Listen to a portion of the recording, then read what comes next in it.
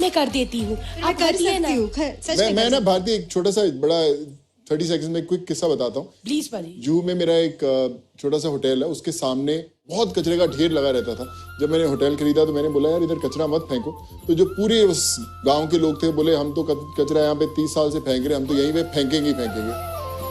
मैंने उन्हें बोला कि एक काम कीजिए, आप कचरा फेंकते फेंकते थक जाओगे, मैं उठाता उठाता नहीं थकूंगा। क्या बात है।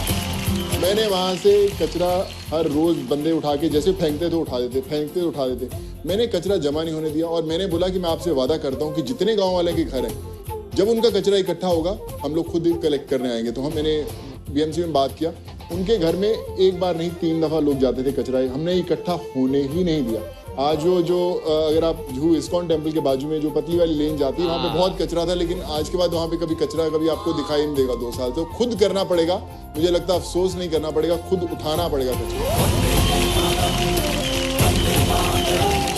यार ये सोच ही बदलेगी देश को, डेफिनेटली सर। तो दैट इज इट, किसी और के लिए वेट कभी नहीं करना चाहिए। मैं सोनू सर से कुछ बोलना चाहती हूँ। सर ये बहुत दिल से है, मुझे से लगता है कि हमारी सारी यंग जनरेशन के लिए आप सच में एक रोल मॉडल बन गए हो। एंड सर हमने आज तक हिस्ट्री बुक्स में पढ़ा है कि महात्मा गांधी जी, पंडित जवाहरलाल नेहरू जी की उन्होंने देश की सेवा कैसी की। मुझे से लगता है कि इस जनरेशन से या आगे कभी आएगा तो उसमें जाएगा कि आपका एग्जाम्पल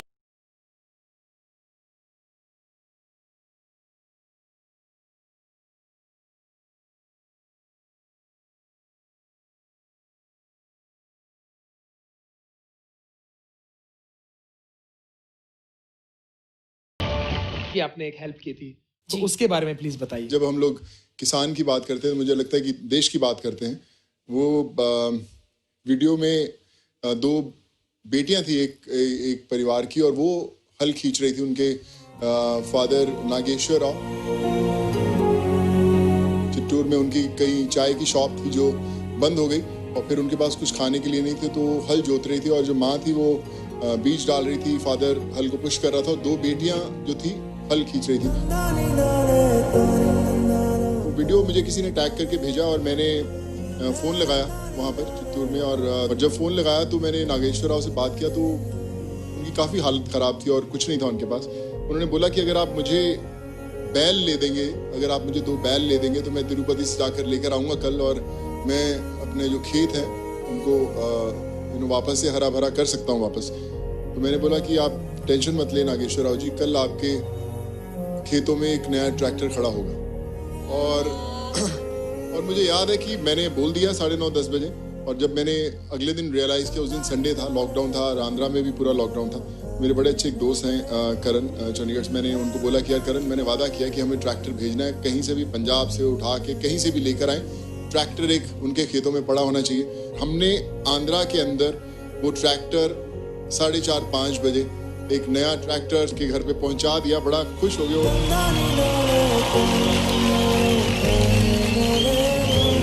तो उन्होंने बोला कि रोने लगे, वो जो फार्मर थे उनकी बेटियां रोने लगी कि हमारे गांव ने कभी ऐसी चीज़ नहीं देखी। और मैंने उनसे एक वादा लिया था, मैंने बोला कि ये ट्रैक्टर आपका है, लेकिन खेती करने के लिए पूरा गाँव को जब भी खेती करने की जरूरत होगी आप उन्हें उनको फ्री में देंगे। और आज पूरा गाँव जो है उस ट्रैक्टर से खेती करता है।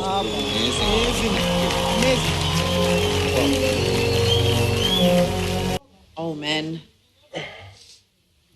सोनू पाजी जी भाई, थैंक यू सो मच। भाई आपने इतने सारे जरूरतमंदों की जरूरतें पूरी की है, आपने ऐसे हालातों में लोगों को घर पहुंचाया है। पाजी इतनी दुआएं लगनी है ना आपको, इतनी दुआएं कि मतलब हमारी इतनी आबादी है, उसमें सिर्फ 10 भी सोनू सूद बन जाए ना तो हमारा देश बहुत ही महान हो जाए। तो चलिए पाजी आपसे शुरुआत करते हैं।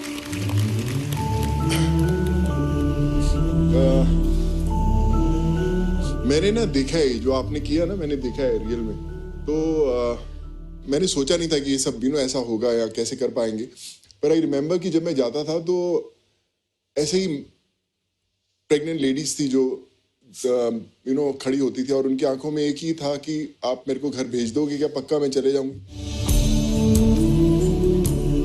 कईयों के 2 दिन के बच्चे, 3 दिन के बच्चे। मैं उनको बोला कि आप क्यों ऐसा लेकर जाते हो, आप ऐसा कैसे लेके जाओगे आप इनको? कहते हम आप हमें बिठा दो, बस हम पहुंच जाएंगे कैसे भी। और वो लोग पहुंचे घरों में, और आज भी मुझे फोटोग्राफ्स भेजते हैं लोग। एक अनरियल एक्सपीरियंस है। मुझे लगता है कि मैं जो 3 महीने पहले जो सोनू था और अभी है, वो 2 अलग इंसान। इस पैंडेमिक ने मुझे ये सिखाया, और मुझे लगता है हम हर किसी को ये सीखना चाहिए कि हम हर रोज एक छोटा सा कुछ काम, छोटी सी एक मुस्कान किसी ना किसी चेहरे पर लेकर आए। एक पेशेंट को एक उसकी मेडिसिन स्पॉन्सर कर दें, या किसी के लिए भी कुछ एजुकेशन किसी का कर दें, क्योंकि इतने लोगों को जरूरत है हमारे देश में। कुछ ना कुछ करना बहुत जरूरी है, तो ही जो हमारा देश है वो नॉर्मल हो सकता है। बट जो आपने आज परफॉर्मेंस की, मेरे पास शब्द नहीं है। Thank you so much. और मुझे लगा कि मैं शायद वापस उसी दौर में चल गया, और मैं नहीं चाहता कि अभी वो दौर वापस आए हमारे देश में। कभी आए, कभी नहीं आना चाहिए हो।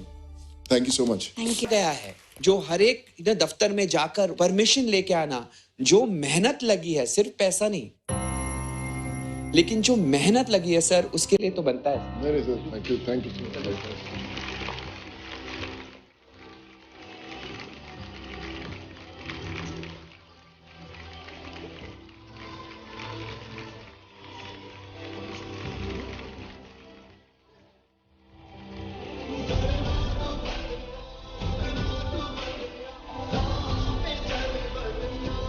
मैं ना ट्रेन भाई आपको छोटा सा बात बताता हूँ।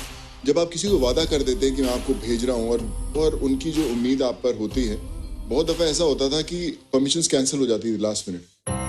और वो 6000 लोगों को आप कैसे बताएंगे? आप उनको चेहरों से नहीं जानते, आप उनको पर्सनली नहीं जानते कि कौन राम लखन है, कौन राम विलास है।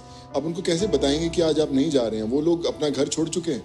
मैं फोन करता था, मैं उनको एक चीज बोलता कि सर आज ये लोग जाएंगे ही जाएंगे, हमें करना है, बताइए क्या प्रॉब्लम है। बैठता था उनके साथ, वो मुझसे एक ही चीज पूछते, सोनू तो ऐसे मेहनत कर रहा है जैसे तेरे परिवार वाले तेरे जा रहे, तेरी फैमिली जा रही, तू कितना टेंशन ले रहा है? मैं कहा नहीं सर, मेरे परिवार वाले ही जा रहे हैं, इनको भेजना जरूरी है। फिर विश्वास कीजिए, जो लोगों की दुआएं थी, जो पेरेंट्स इंतजार कर रहे थे अपने बच्चों का इतने दूर से आने का, बीवियां इंतजार कर रही थी अपने पतियों का आने का, उनकी दुआएं थी जो काम कर रही थी, जिसके कारण सब होता गया और सब लोग पहुंच पाए। मैंने नहीं किया, बट आई थिंक मैं सिर्फ एक जरिया था भगवान का चुना हुआ, जिसके कारण सब लोग मिल पाए। And I just want to thank God for this.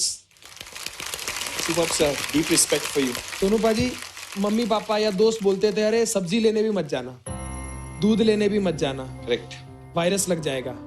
ऐसे में हमने आपके फोटोज देखे, आप 2000-3000 लोगों के साथ संपर्क में आते थे। सर आप फौजी हो, आपने बस वर्दी नहीं पहनी, आपने उतना ही रिस्क लिया। और सर आपने कहा कि ये टाइम दोबारा ना आए। हम भी चाहते हैं कि ये लम्हा दोबारा ना आए, लेकिन एक प्यारा सा लम्हा है जो आपसे कुछ कहना चाहता है सर।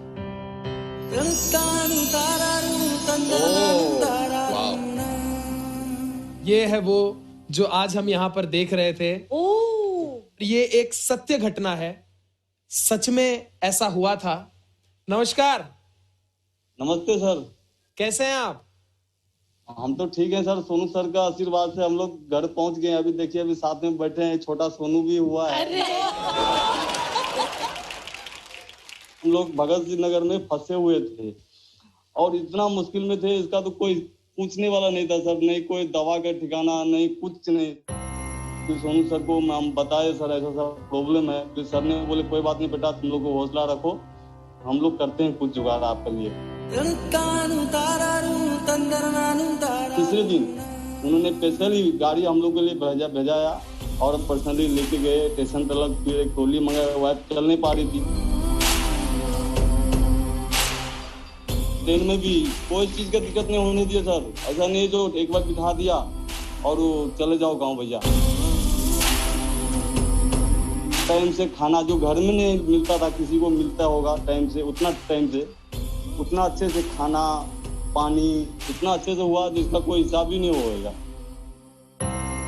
और घर पे आते ही 15 तारीख को बच्चा हुआ, लड़का हुआ, तो इतना बड़ा खुशखबरी हुआ सर सोनू सर के आशीर्वाद से।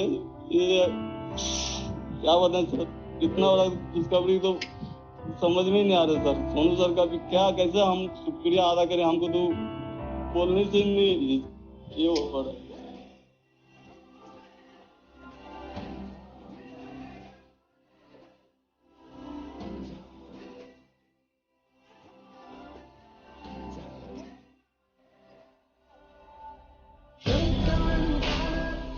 अपने बच्चे का पूरा नाम क्या रखा है? सोनू चौधरी लगा हूँ मैं। हम लोग तो सरनाम थोड़ा अलग हो जाएगा, नहीं तो हम लोग सरनाम ही चेंज करा लेंगे। और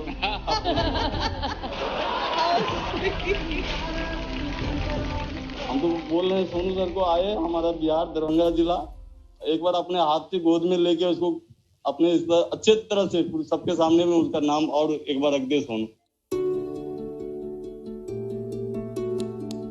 क्या बात है सर। मैं जरूर आऊंगा आपके पास, और बहुत खूबसूरत दिखता है आपका सोनू। छूटता चाहिए। बहुत बहुत खूबसूरत है, बहुत। और अभी देखिए बहुत लकी भी है, आज इतने बड़े मंच पर उसका बोलते हैं कि लॉन्च भी हो गया है। कल किसी को क्या पता कि जब बड़ा हो तो इसी मंच पर आके वो भी एक कमाल की परफॉर्मेंस करे और जीत जाए, और आप ऐसे ही पेरेंट्स के साथ उन्हें देखें। आप ऐसे ही आशीर्वाद दीजिए सर, ये भी किसी 4 आदमी की हेल्प करे। हम लोग को और कुछ नहीं चाहिए, ये 4 आदमी जितना आप हेल्प किया ना गरीब आदमी को, ऐसा ही ये भी हेल्प करे।